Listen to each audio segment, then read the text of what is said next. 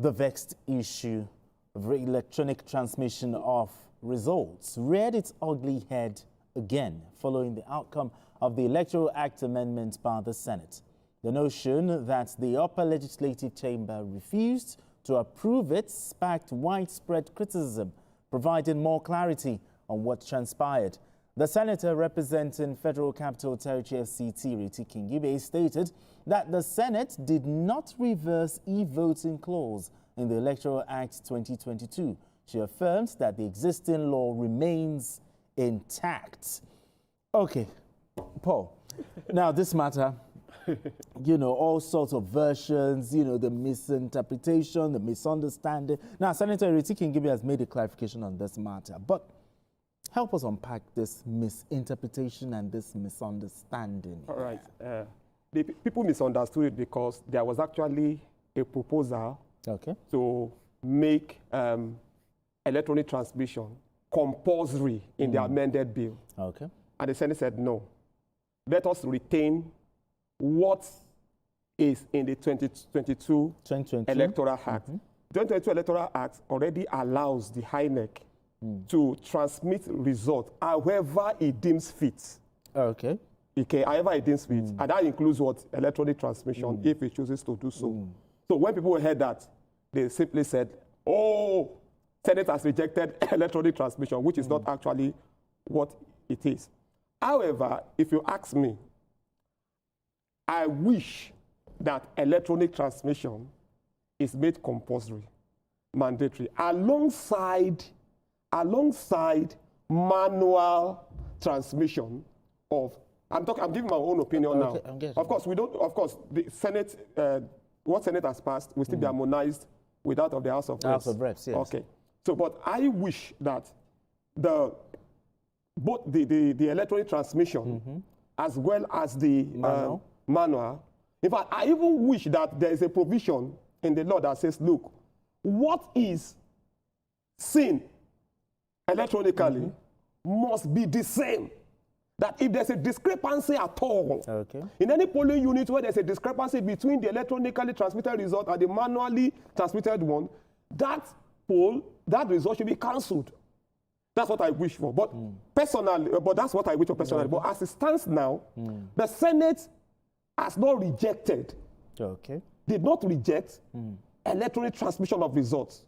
It only retains, it refused to accept the proposal to make it mandatory. That is what exactly has happened. Okay, I mean, BK, help us unpack this. Okay, before I go to Abuja, we need to go on this commercial break. And when we return, the conversation continues. Don't go away. All right, you're welcome back. It's still Journalist Hangout. So, BK, I'll come to you. Senator Ireti Kingibe has made a clarification on this matter. But BK, help us unpack this misunderstanding, this misinterpretation going on about this matter.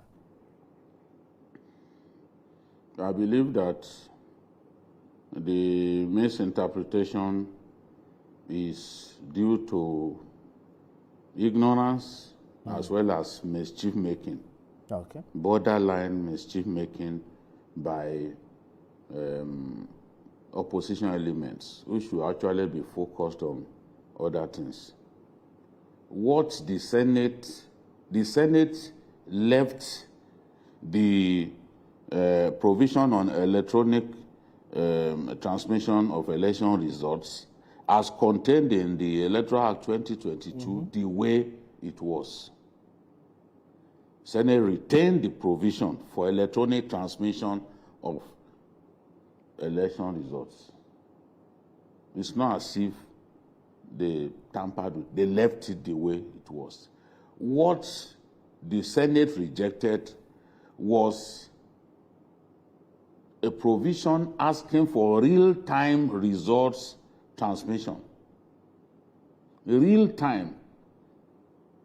And the reason is there are places where you cannot transmit results electronically in our country due to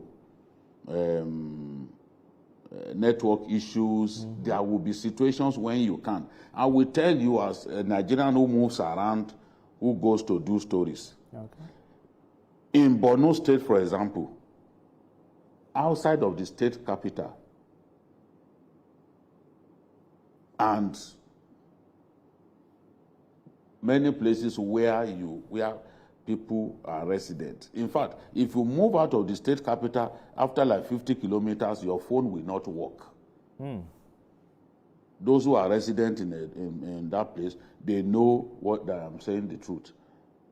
Mafa, the adopted hometown of the governor, we were traveling to Mafa. Once we got halfway, our phones were no longer working. So are we saying that when we have people resident in those places, they are not entitled to vote, or their results should be mandatorily transmitted when it is clear that they cannot even transmit results electronically in those places? Another place that I've been to where I saw clearly that phones don't work,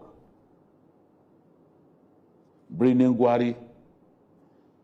Bandits and terrorists have destroyed base stations in that area. There is no bank that is working. They have burnt down banks, but people are resident in Gwari. In fact, it's a densely populated community. People go to the outskirts of Gwari and climb mountains to be able to make phone calls. They climb mountains, they climb trees to make phone calls. So on election day, how do you transmit results in such places?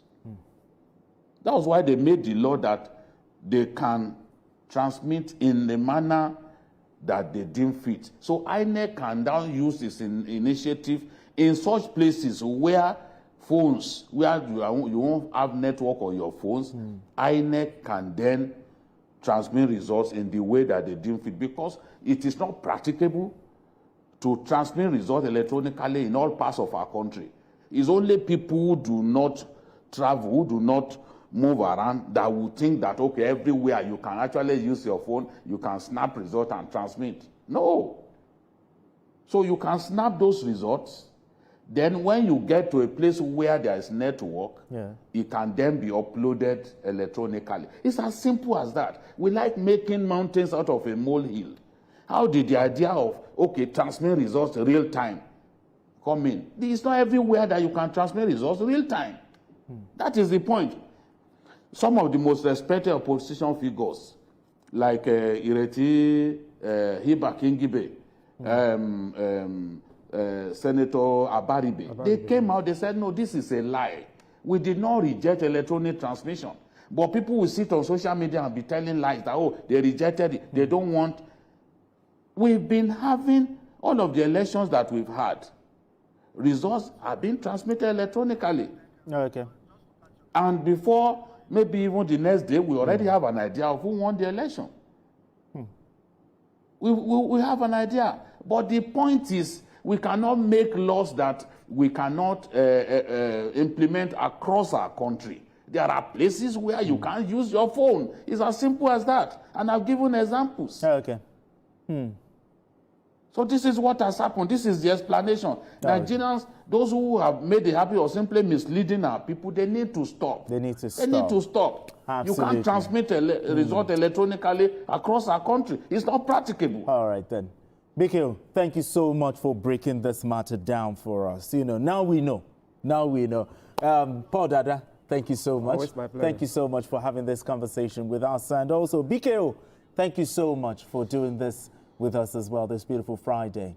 And that's it on Journalist Hangouts this week. You can watch the repeat broadcast of this episode tonight at 11. Join us on Sunday from 1:30 to 3:30 p.m. for Journalist Hangouts on Sunday.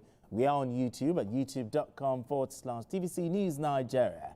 I am Benga Oreshegun. Bye for now, and God bless Nigeria.